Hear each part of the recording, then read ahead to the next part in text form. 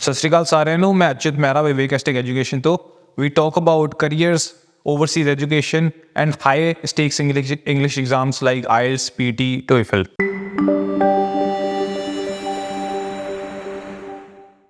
तो कनाडा को लेके बहुत ज़्यादा कन्फ्यूजन है मार्केट में। कोई कुछ कह रहा है तो कोई कुछ कह रहा है, एंड रोज़ ही IRCC से कोई ना कोई अपडेट आ जाता है। तो कनाडा का 2024 में क्या स्टेप बाय स्टेप प्रोसेस रहेगा वो डिस्कस करते हैं, एंड साथ में I will try to give you some recommendations जिससे आपका प्रोसेस थोड़ा और स्मूथ हो जाए। तो नंबर 1 पे आपको पता ही है, सबसे पहले आपने कॉलेज सिलेक्शन करनी है एंड कोर्स सिलेक्शन करनी है। इसमें जो मेजर रिकमेंडेशन मेरी तरफ से रहेगी वो ये रहेगी कि एक बारी जिस स्टेट में आप अपना कोर्स या कॉलेज सिलेक्ट करने लगे हैं उस प्रोविंस की PNP लिस्ट जरूर चेक कर लीजिए, कौन से इन डिमांड कोर्सेज हैं एंड कौन से इन डिमांड फील्ड्स हैं जो कि उस प्रोविंस को पर्टिकुलरली चाहिए। साथ ही साथ फेडरल स्किल डिमांड लिस्ट भी चेक कर लीजिए, federal Canada as a country को कौन से कोर्सेज एंड कौन से स्किल्स चाहिए जो कि इस समय बहुत ज़्यादा हाई डिमांड में है। सेकेंडली, जब आप अपना कोर्स सिलेक्ट कर रहे हैं तो देखिए कि कौन सा कोर्स ओवरऑल पूरे वर्ल्ड में इन डिमांड है। तो जरूरी नहीं है कि आप कनाडा में पढ़ के कनाडा में ही काम करें, आपके पास दूसरे ओवरसीज ऑप्शंस भी ओपन हो जाते हैं। थर्ड, आपको क्या देखना है कि आपकी सीट अवेलेबिलिटी कहाँ पे है, कौन से इंस्टीट्यूशन, टॉप प्रीमियर इंस्टीट्यूशन है जहाँ पे सीट अवेलेबिलिटी मिल रही है, क्योंकि एक मेजर इशू फेस कर सकते हैं सारे के सारे। Because of the capping of international students seats limited हो जाएंगी। सेकेंडली, जो इंडियन स्टूडेंट्स हैं उनके पास कई जगहों पे सीट्स बाद में आती हैं, एंड कुछ कंट्रीज है जिनको सीट्स पहले प्रायोरिटी पे मिल जाती है, because majority of seats Indian students ही ले जाते हैं। अगर उनको पहले दे जाए तो किसी और के लिए बचेगी ही नहीं। So step by step process start करते हैं। सबसे पहले तो एप्लीकेशंस कितनी यूनिवर्सिटीज़ में लगानी है। 3 to 4 कॉलेजेस एंड यूनिवर्सिटीज़ में आपने एप्लीकेशंस लगानी है। 3 to 4 क्यों लगानी है? बिकॉज आपके पास हमेशा बैकअप ऑप्शन होना चाहिए, आपके पास हमेशा अच्छा बैकअप ऑप्शन होना चाहिए। अगर एक यूनिवर्सिटी में आपकी ऑफर लेटर नहीं आती है तो एटलीस्ट आपके पास दूसरा तीसरा ऑप्शन है। जो लोग कहेंगे कि आपकी ऑफर लेटर गारंटीड है या फिर आपकी ऑफर लेटर बहुत जल्दी आ जाएगी, आपको उससे एक इंडिकेशन मिलेगी कि वो शायद इंस्टीट्यूशन इन डिमांड नहीं है या फिर वो इंस्टीट्यूशन बहुत अच्छा परफॉर्म नहीं कर रहा है। और PPP कॉलेजेस, जैसे कि आप जानते हैं कि उनकी ऑफर लेटर्स पहले बहुत जल्दी आ जाती थी, अब वो उनके पास पोस्ट स्टडी वर्क परमिट नहीं है। सो PPP कॉलेजेस को अवॉइड करना है during these applications. Next step आपके पास आ जाएगा, आपने अपनी फ़ी पेमेंट करनी है।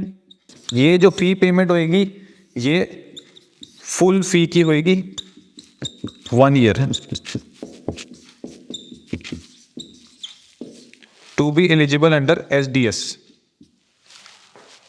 उसके बाद आपके पास ऑप्शन आएगा, उसके बाद आपको अब यहाँ पे इसको स्टार लगा देते, यहाँ पे एक न्यू प्रोसेस आ रहा है। ये सिर्फ प्रोसेस उनके लिए ही रहेगा जो कि डिप्लोमा प्रोग्राम्स में, सर्टिफिकेट प्रोग्राम्स में या graduate certificate and post graduate diplomas में अप्लाई कर रहे हैं। साथ ही साथ जो डिग्री कोर्सेज में अप्लाई कर रहे हैं, अंडर ग्रेजुएट डिग्री कोर्सेज में। सो इनके लिए diploma certificate,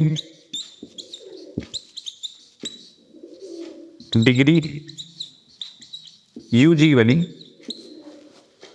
and PG certificates, इनको हम ग्रेजुएट सर्टिफिकेट्स भी कह देते हैं, स्पेशली इन ओंटारियो प्रोविंस में। तो डिप्लोमा सर्टिफिकेट्स, डिग्री जो अंडर ग्रेजुएट डिग्रीज होगी, and PG certificates and diplomas में आपको एक चीज़ एक्स्ट्रा करनी पड़ेगी जिसको कहते हैं प्रोविंशियल अटेस्टेशन। प्रोविंशियल अटेस्टेशन का क्या प्रोसेस है, कैसे होएगी, वो आपको पता लगेगी 31 मार्च को। 31 मार्च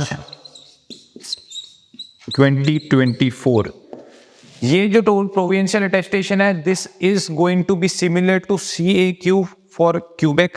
क्यूबेक में क्या होता था, जब आपकी ऑफर लेटर आ जाती थी, आपकी पेमेंट हो चुकी है, उसके बाद एक CAQ के लिए अप्लाई करते थे एंड उसके बाद ही आप वीज़ा लगा सकते हैं। उसी तरह से हर प्रोविंस में, ताकि स्टूडेंट नंबर्स उन प्रोविंसेस में मेंटेन हो सके, कनाडा ने एक प्रोविंशियल अटेस्टेशन सिस्टम स्टार्ट किया है जिसके बारे में 31 के मार्च 2024 के बाद आपको पता लगेगा।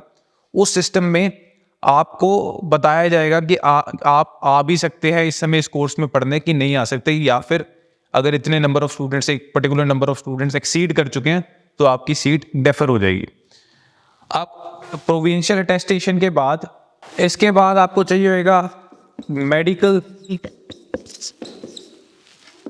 आपको चाहिए होगी एक GIC सर्टिफिकेट जिसकी वैल्यू अब है 20,635 CAD। तो ये अमाउंट का आपको GIC सर्टिफिकेट चाहिए for all provinces other than Quebec. Next आप वीज़ा अप्लाई करेंगे एंड ये सारा प्रोसेस जो है it's might take longer than before. इस प्रोसेस में जो टाइम पीरियड है वो अब इंक्रीज होके एक्सपेक्टेड टाइम पीरियड है 6 मंथ्स तक लग सकते हैं सारे प्रोसेस में, क्योंकि प्रोविंसेस ने अटेस्टेशन भी करनी है प्रोवियन, और साथ साथ में LOA वेरिफिकेशन भी होनी है वीज़ा के पॉइंट के टाइम पे। तो इस सारा प्रोसेस जो है वो नॉर्मल से ज़्यादा टाइम लेना शुरू कर देगा फॉर कैनेडा। सो ये था step by step process Canada का। आए थे कितने पैसे लगेंगे आपके इस प्रोसेस में, तो हमने स्टार्ट किया था 3 to 4 एप्लीकेशन से। तो हम वापस उस पर आ जाते हैं। एप्लीकेशन फी रेंज करती है 100 CAD से लेके 150 CAD तक ऑन एन एवरेज। अगर आप, और कुछ होती है फ्री।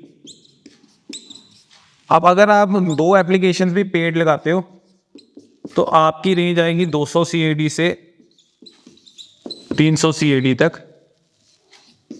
जिसका मतलब हो गया कि 12,000 रुपये से लेके 18,000 रुपये तक आपके एप्लीकेशंस में लग जाएंगे। उसके बाद GIC जो है आपकी 13 लाख है, ये आपको ध्यान में रखना है, ये कंप्लीटली आपकी ही है, ये आपको ही वापस मिल जाएगी। रादर ICICI बैंक और RBC बैंक में GIC 8,000 CAD इमीडिएटली वापस मिल जाएगी। 8,000 CAD आपको इंस्टेंटली वापस मिल जाएगी अगर आप GIC ICICI बैंक या RBC बैंक में खोलते हैं और उनकी वो स्कीम चूज करते हैं। नेक्स्ट आए थे ट्यूशन फीस कितनी होगी। सो ट्यूशन फीस की बहुत ज़्यादा रेंज है। ये आपकी रेंज करेगी in Canada from 10,000 CAD to 25,000 CAD on an average per year। Per year tuition fees आपकी एवरेज ये करेगी, तो जिसका मतलब आप 6.5 लाख से लेके